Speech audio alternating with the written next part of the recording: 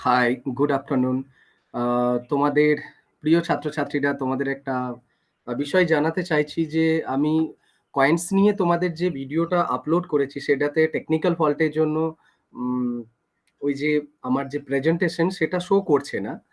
তো যাতে তোমাদের বুঝতে সুবিধা হয় তার জন্য আমি আমার যে রেডি করেছিলাম প্রেজেন্টেশনটা সেটা আমি তোমাদের একটি ছোট্ট ভিডিও বানিয়ে আমি তোমাদের বুঝিয়ে দেওয়ার চেষ্টা করছি যাতে করে তোমাদের কয়েন সম্পর্কে কোন রকমের coins as a history as a source of history এই ব্যাপারটা তোমাদের কাছে যাতে করে কোনো রকমের কনফিউশন না থাকে। কারণ তোমরা অনেকেই প্রশ্ন করছো এই এটা কেন? এটা কেমন দেখতে? তো সেই বিষয়গুলোর উত্তর আমি দিচ্ছি। তো শুরু করি আ আমাদের আমার এই প্রেজেন্টেশন। আ ১ম এই আমি এই স্লাইডটা দেখানোর চেষ্টা করব। तो सबाई एकटू ख्याल रखबे। तो सब लोग एक बार देखते रहो। हम तुमको समझा देते हैं, हालांकि हमने वीडियो में सब कुछ बोले हैं, फिर भी स्लाइड को हम समझा देते हैं। এটা একটা আমি ম্যাপটা নিয়েছি। সেটা হচ্ছে যে আমাদের ভারতবর্ষের একদম আর্লি স্টেজে কয়েনস কোথা থেকে এসেছে সেই বিষয়টা। এখানে একটা টার্ম লেখা আছে দেখো, Afghanistan was the first place.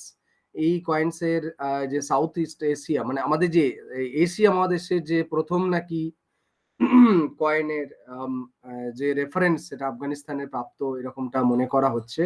তো সেইজন্যই এই অংশটা নেওয়া হচ্ছে। মানে আমি শো করার চেষ্টা করেছি কোন জায়গায় আমরা মূলত আ এই মৌর্য যুগ এবং মৌর্য যুগের যে সময়কালীন যে সমস্ত সেন্টার গুলো থেকে কয়েন পাওয়া গেছে তার এটা একটা চিত্র। ২ নাম্বার আমরা যে টপিকটা পড়ছি যে কয়েন্স কে আমরা কিভাবে আ ইতিহাস কয়েন্স থেকে আমরা কিভাবে ইতিহাস আ লিখবো বা জানবো বা কিভাবে জানতে পারি, আমাদের কিভাবে সাহায্য করে কয়েন্স। আমি এই ছবিটাতে কুষাণ সম্রাট ভীম কোদফিসিসের একটা কয়েন ফার্স্ট যেটা গোল্ড কয়েন সেটার আমি রেফারেন্স তুলে ধরেছি। এই কয়েনের মাধ্যমে বর্ণনা করা হয়েছে যে কয়েনেতে अच्छा भीम कोदफिसिस के ছিলেন? कुषाण सम्राट ছিলেন। ये कुषाण सम्राट थे और ये इन्होंने ही पहली बार भारतवर्ष में गोल्ड कॉइन का इश्यू किए थे। তো এটা একটা শর্ট কোয়েশ্চেন হয়, কে গোল্ড কয়েন ইস্যু করেছে তোমাদের ভারতবর্ষে ১ম বার? তো ভীম কোদফিসিস, কুষাণ সম্রাট। তো এই এটার ড্রেস আপ আমরা কয়েন্স থেকে বলেছিলাম কি ইম্পর্টেন্স দেখো, ড্রেস আপটা বোঝা যাচ্ছে কয়েন্স এটা যে এবং এখানে তার নাম লেখা রয়েছে। আর একই সঙ্গে অবভার্স সাইড, রিভার্স সাইড কাকে বলে এটা নিশ্চয়ই তোমরা বুঝতে পারছো। কয়েনের দুটো সাইড হয়, অবভার্স সাইড, রিভার্স সাইড। তো এটা হচ্ছে ভীম কোদফিসিস এর কয়েন। আর তারপরের আমি যে স্লাইডটা দেখাচ্ছি সেটা হচ্ছে কুষাণ সম্রাট কনিষ্কের একটি গোল্ড কয়েন। এখন এটা কেন দেখাচ্ছি? এটা খুব ইম্পোর্টেন্ট। ये बहुत ही इम्पोर्टेंट कॉइन है। कुषाण सम्राट कनिष्क के फर्स्ट रिवर्स साइड में कनिष्क का लिखा हुआ है और ये जो रिवर्स साइड है ये गौतम बुद्ध यहाँ पर स्टैंडिंग है। यहाँ पर लिखा हुआ है बुद्ध के बारे में। তো ইয়ে এমনটা মনে করা হয় যে কুষাণ সম্রাট কনিষ্ক গৌতম বুদ্ধের অনুরাগী হয়েছিলেন পরবর্তীকালে। অর্থাৎ আমি বলেছিলাম যে কয়েনের গুরুত্বটা হচ্ছে এটাই যে রাজা কোন ধর্মের অনুসারী তিনি চেষ্টা করতেন তার কয়েনের মাধ্যমে সেটা প্রতিফলিত করতে। तो ये कनिष्क ने गौतम बुद्ध का ये पिक्चर यहाँ पर जो इंस्क्राइब करवाए थे कॉइन्स के ऊपर। নেক্সট যেটা ইম্পর্টেন্স বলবো কয়েনের আরেকটা গুরুত্বপূর্ণ দিক রয়েছে, গুরুত্ব সেটা ঐতিহাসিক দিক। সেটা হচ্ছে সাতবাহন যুগের একটি কয়েনকে আমি নিয়েছি। এই কয়েনে দেখো একটা নৌকার ছবি দেখতে পাওয়া যাচ্ছে। এই নৌকার ছবিটার উদ্দেশ্য হচ্ছে মানে প্রমাণিত হচ্ছে যে আমাদের বাণিজ্য ব্যবস্থা ছিল। Satavahana period first century AD घटना। तो सातवाहन पीरियड का ये कॉइन है जो नाव दिखाई दे रहा है, तो इससे पता चलता है या तो लोगों का आना-जाना रहता था या वो बिज़नेस के तौर पे इस्तेमाल किया गया है। तो ज़्यादातर ऐसे ही सोचा जाता है कि ये बिज़नेस के लिए इस्तेमाल होता था। इसका इसका यही प्रूफ है कि उस ज़माने में ट्रेड ट्रेड और जो हम लोग बोलते हैं ट्रेड, तो वहाँ पर उस ज़माने में था। तो ऐसे ही हिस्टोरिकल रेफरेंस भी हम लोग के पास है। First century AD Roman, Indo Roman trade जिसको हम बोलते हैं, तो इसी का एक हिस्सा हो सकता है। इसका एक प्रूफ है। তো ইন্দো রোমান ভারতবর্ষের যে বাণিজ্য সেটার মানে প্রমাণ হচ্ছে, অন্যতম প্রমাণ হচ্ছে এইটা। আর এখানে আমি সমুদ্রগুপ্তের একটা কয়েনকে নিয়েছি। কয়েনের একটা গুরুত্বপূর্ণ দিকের কথা আমি বলেছিলাম তোমাদের। যে বলেছি সেটা হচ্ছে আরেকবার বলে নিই, সেটা যে রাজারা সঙ্গীতের প্রতি অনুরাগী ছিলেন সেটা প্রমাণও আমরা কয়েন থেকে পাচ্ছি। সমুদ্রগুপ্ত খুব সুন্দর বীণা বাজাতে পারতেন। এটাই তার এই যে হাতে বীণা নিয়ে বসে রয়েছেন। তো তারই প্রমাণ মহারাজাধিরাজ শব্দটা লেখা রয়েছে সর্বরাজের ছেতা।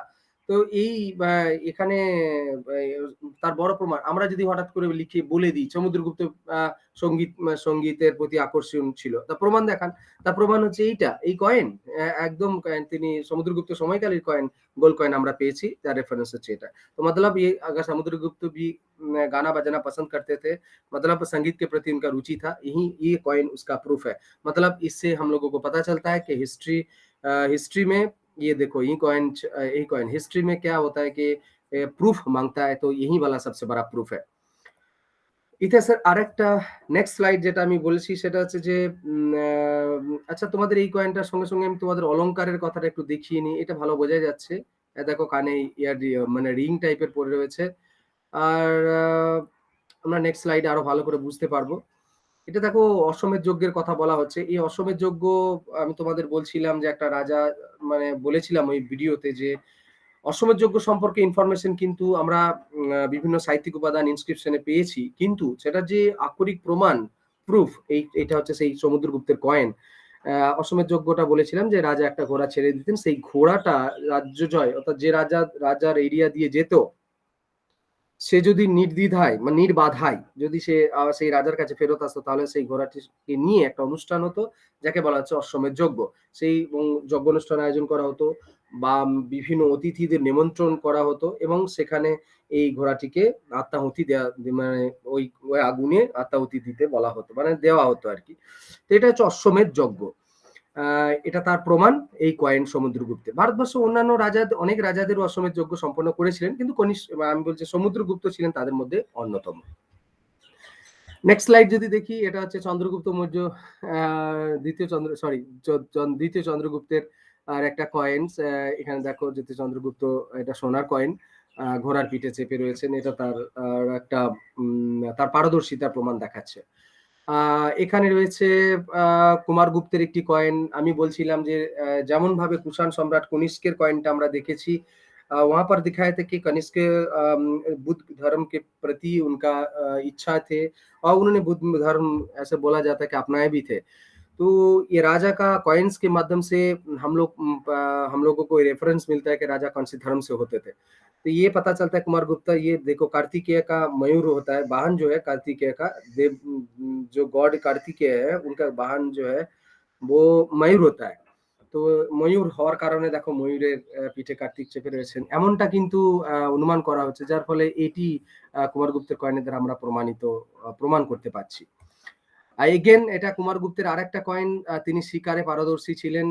আমরা তো বিভিন্ন লেখার মাধ্যমে শিকারের কথা রাজরাজাদের কথা জানতে পারি কিন্তু তার প্রুফ কয়েনের মাধ্যমে যে হতে পারে এটা তার সব থেকে বড় প্রমাণ। আরো অনেক আচ্ছা টাইপ কয়েন আছে, অনেক নানান ধরনের টাইপের কয়েন আছে কিন্তু আমি অ্যাজ এ মানে source history as a source কিভাবে আমি প্রমাণ করব এটা তার সব থেকে বড় রেফারেন্স। নেক্সট স্লাইডে আমি দেখাচ্ছি চোল রাজাদের একটা কয়েনকে আমি নিয়েছি এখানে। এটা হচ্ছে চোল রাজাদের लेफ्ट साइड है তোমরা যেটা দেখতে পাচ্ছ लेफ्ट साइड तुम लोग जो देख पा रहे हो ये अपर साइड है। अपर साइड पे मछली है, यहाँ पर एक कोई एनिमल है यहाँ पर सोया हुआ लग रहा है। तो ये ऐसा एक जो ऊपर लोटस टाइप का दिखाई दे रहा है। तो ये जो सिंबल है मछली वाला जो सिंबल है ये चोलास का नेशनल एम्बलम होता था उस जमाने में। तो ये शायद उत्तम चोला ऐसे लिखा हुआ है। तो इससे पता चलता है कि उन लोगों का एम्बलम कैसा था और नाम भी पता चलता है। মানে চোল রাজাদের যে পতাকার যে সিম্বল সেই সিম্বলের কথা আমরা কিন্তু কয়েন থেকে জানতে পারছি। নেক্সট স্লাইড যদি আমরা দেখি আলাউদ্দিন খলজির সময়কালের দেখো সুন্দর ক্যালিগ্রাফি করা রয়েছে। ক্যালিগ্রাফি মানে হচ্ছে লেখার স্টাইল। তো এর মাধ্যমে আমরা বিভিন্ন স্তোত্র যেটাকে কালিমা বলা হয় সেটা কিন্তু শো করছে এখানে। तो कलीमा को यहाँ पर शो किया जा रहा है। तो इससे पता चलता है कि उस ज़माने में कैसा कॉइन होता था और इसके हिसाब से क्या पता चलता था। तो ये भी एक मुगल सम्राट जहांगीर के टाइम का ये कैलीग्राफी किया हुआ है। तो स्तोत्र भी लिखा हुआ है। तो মানে সুন্দর ক্যালিগ্রাফি করা রয়েছে। ক্যালিগ্রাফি মানে বললাম লেখার স্টাইল। তো জাহাঙ্গীরের সময় গোল্ড কয়েন এটি আমাদের ইতিহাস জানতে ভীষণভাবে সাহায্য করে থাকে এবং ক্যালিগ্রাফি স্টাইল খুব সুন্দর ছিল সেই সময়। এটা তার সবথেকে বড় প্রমাণ। बहुत अच्छा कैलीग्राफी किया गया है। এটা হচ্ছে ছত্রপতি শিবাজী। আমরা জানি যে আ আ মানে মুঘল পিরিয়ডের সঙ্গে, সঙ্গেই আওরঙ্গজেবের সময়কালে তো ছত্রপতি মারাঠা সাম্রাজ্য গড়ে তুলেছিলেন এবং ছত্রপতি দেখো শিব এই শব্দটা আমি নিজে বুঝতে পারছি, তোমরা নিশ্চয়ই দেখতে পাচ্ছ। আর এখানে দেখো ছত্রপতি শব্দটা লেখা রয়েছে। তো আশা করি তোমাদের কোনো বুঝতে অসুবিধা নেই যে এটা ছত্রপতি शिवाजी कॉइन এবং তিনি শিবের উপাসক ছিলেন। मतलब वो शिव जी की पूजा करते थे। यही कॉइन से ये पता चलता है शिवाजी के बारे में। আ আমি এই কয়েনটা শেষের দিকে দেওয়ার চেষ্টা করেছি এই কারণে, কারণ ভারতবর্ষে এই যে মাথায় মস্তকে ছবি দেওয়া কয়েন সচরাচর চন্দ্রগুপ্ত ফার্স্ট এর এটি কয়েন, এটা রূপোর কয়েন। আ এই কয়েনটার দেওয়ার উদ্দেশ্য হচ্ছে এটাই, ভারতবর্ষের সক্ষত্রপ রাজা যারা ছিলেন, আমি বলেছিলাম ওয়েস্টার্ন ক্ষত্রপস, বিশেষ করে গুজরাট, আমাদের কচ্ছের রান এবং সুরাট এই অঞ্চলগুলো যারা রাজত্ব করছিলেন, তারা এরকম এরকম কয়েন ইস্যু করতেন। তো এই ধরনের কয়েনও ভারতবর্ষে প্রচলন হয়েছিল এবং সেখানে নাম, রাজাদের যে মুখের অবয়ব কেমন হতো এবং তাদের যে কেস কেমন ছিল, অলংকার সবকিছু বোঝা যাচ্ছে। এটা তার সবথেকে বড় প্রমাণ। मतलब इससे पता चलता है कि जो हेड का है का कॉइन में इस्तेमाल होना शुरू हो गया था वेस्टर्न सत्रप्स के टाइम पर। हमारे जो वेस्टर्न साइड में जो राजा आए थे विदेशों से, उन लोगों ने ये पहली बार इस्तेमाल किए थे वेस्टर्न सत्रपस जिसको हम लोग बोलते हैं। तो ये चंद्रगुप्त फास्ट किया है। अलंकार के बारे में पता चल रहा है और भी बहुत सारी चीजों के बारे में पता चल रहा है, कैसे अवयव होते थे और राजा को कैसे दिखते थे उस जमाने में, इससे पता चलता है। আ আমি এখানে এই স্লাইডটাতে নিয়েছি coins of Madhavrao Scindia, Gwalior state. দেখো তখনকার দিনের সোনার কয়েন এবং ব্রোঞ্জেরও কয়েন ইস্তেমাল হতো তখন। আ তার শেপ দেখা যাচ্ছে। তাদের ন্যাশনাল যে এমব্লেম মানে সিন্ধিয়া গোষ্ঠীর সিন্ধিয়া যে গোয়ালিয়র স্টেটের যে যেটা আ আমি বলছিলাম কিছুক্ষণ আগে চোলদের যেটা দেখালাম যে প্রতীক, সেটা কিন্তু কয়েনে ছাপানো হয়েছে। আর এটা তো নিশ্চয়ই বুঝতে পারছো ভিক্টোরিয়া শব্দটা লেখাই রয়েছে। কুইন ভিক্টোরিয়া আমাদের 1857 এর 1858 এ যখন তিনি দায়িত্ব নিচ্ছেন ভারতবর্ষের রানী হিসেবে, তখন তিনি আ তখনকার 1862 এর কয়েন, আশা করি বুঝতে পারছো, অনমোহর। তখনকার দিনে সোনার কয়েন তখনই ব্যবহার করা হতো। অর্থাৎ রাজার মানে একদিকে রানীর ছবি এবং একদিকে তার সাল লেখা আছে, দেখো কত পরিমাণ সেটা লেখা রয়েছে। আর এটা তো এখনকার দিনের কয়েন, বুঝতেই পারছো ৳২ কয়েন আর ৳১০ কয়েন। আমি এটা সিম্পল দেওয়ার জন্য যে এক পিঠে আমরা দেখো অশোক স্তম্ভ লাগানো রয়েছে। আর একটা টাইম মানে আমাদের কত পরিমাণ লেখা রয়েছে। আর একটা হচ্ছে কত সালে এটা ইস্যু হচ্ছে এবং এখানে লেখা রয়েছে কয়েনটার পরিমাপ কত। এখানে এই ৳১০ কয়েনটাতেও তাই। আমার বলার উদ্দেশ্য হচ্ছে এটাই, এই ছবিগুলো দেখানোর উদ্দেশ্য হচ্ছে এটাই যে কয়েন আমাদের ইতিহাস জানতে ভীষণভাবে সাহায্য করে থাকে। मतलब कॉइन से हम लोगों को बहुत सारा इन्फॉर्मेशन मिलता है हिस्ट्री का गठन करने के लिए। तो एक बार समरी कर देते हैं क्या-क्या हम लोगों को मिलता है कॉइन से। फर्स्ट ये मिलता है कि जो लोग हम जैसे हम लोगों को जो भी लिटरेरी सोर्स और इंस्क्रिप्शन से जो भी बातें हम लोगों को मिलते हैं हिस्ट्री के ऊपर, उसका प्रूफ हम लोग की कॉइन से देते हैं। दूसरा, राजा के बारे में पता चलता है, नाम, ईयर और उसका ड्रेस और उसका जो उपाधि जो इस्तेमाल करते थे वो भी पता चलता है, कॉइन से ही पता चलता है। और तीसरा ये है कि राजा अगर कोई संगीत से प्यार है उनके बारे में भी पता चलता है। মানে সঙ্গীতের প্রতি আকর্ষণ তার, সেটাও দেখতে পাওয়া যাচ্ছে। আর ২ নম্বর হচ্ছে যে ধরো কোন ধর্মের অনুরাগী সেটা তো বুঝতে পারলাম, मतलब कौन सी धर्म से वो धर्म को वो प्यार करते हैं, मतलब राजा कौन से धर्म को फॉलो करते हैं, ये भी पता चलता है। ये भी एक इम्पोर्टेंट है। और सबसे बड़ी बात बिज़नेस, बिज़नेस हम लोगों को पता चलता है। एक जगह का कॉइन और एक जगह में अगर मिलता है, तो वो भी पता चलता है कि कॉइन से कि यहाँ पर बिज़नेस था। তো আর লাস্ট যেটা আমি তোমাদের বলব সেটা হচ্ছে যে যে রাজ্যে রাজার সবথেকে বেশি যে কয়েন ইস্যু করছেন, আ সেই কয়েনটা বেশি গুরুত্বপূর্ণ হয়ে যায়। কারণ যদি সোনার কয়েন বেশি ইস্যু করেন তাহলে ধরে নিতে হবে যে তার অর্থনৈতিক সমৃদ্ধি ছিল। मतलब सोने का कॉइन अगर ज़्यादा मिलता है तो इसका मतलब यही है कि उस राज्य में इकोनॉमी बहुत अच्छा था। अगर वो सोने का खाद इस्तेमाल होता है, तो मैंने एक बार बोला था कि देखो यहाँ पर दिखा देते हैं हम लोग, ये हम तुमको दिखा रहे हैं। जैसे समुद्रगुप्त के ये कॉइन बहुत ही ओरिजिनल थे। ओरिजिनल मतलब इसका जो सोने का जो পার্সেন্টেজ সবচেয়ে ज़्यादा था। মানে ভীষণ কোয়ালিটি ভালো ছিল। এই দেখো এটা কুমারগুপ্ত। ইনি হচ্ছেন সমুদ্রগুপ্তের পরবর্তী রাজা। তো সেক্ষেত্রে কুমারগুপ্তের এই কয়েনের জেল্লাটা অনেকটা নষ্ট হয়েছে এবং খাদ ইউজ করা হয়েছে। অর্থাৎ তার মানে এর দ্বারা এটা প্রমাণ করতে চাইছি আমি যে অর্থনীতি কিছুটা ডাউনফল হতে শুরু হয়েছিল। কারণ আমরা জানি গুপ্ত যুগের শেষের দিকে অর্থনৈতিক অবস্থা ভারতবর্ষের কিন্তু ভালো ছিল না। तो मतलब लेटर पीरियड में ये गुप्ता पीरियड्स के बाद जैसे समुद्रगुप्त के टाइम में बहुत अर्थनीति बहुत अच्छा था, लेकिन जो जब जितना साल बीतता गया तो वो गुप्त पीरियड का अर्थनीति बहुत খারাপ হতা গয়া। তো इसका यही প্রমাণ है। তো ইতিহাস থেকে আমরা এটাও প্রমাণ করতে পারি সেই রাজ্যের, সেই শাসনকালের, সেই রাজার অর্থনৈতিক অবস্থা কেমন মুদ্রার দ্বারাই প্রমাণিত হয়। তো আশা করি তোমরা বুঝতে পেরেছো নিশ্চয়ই। বারবার দেখবে ভিডিও।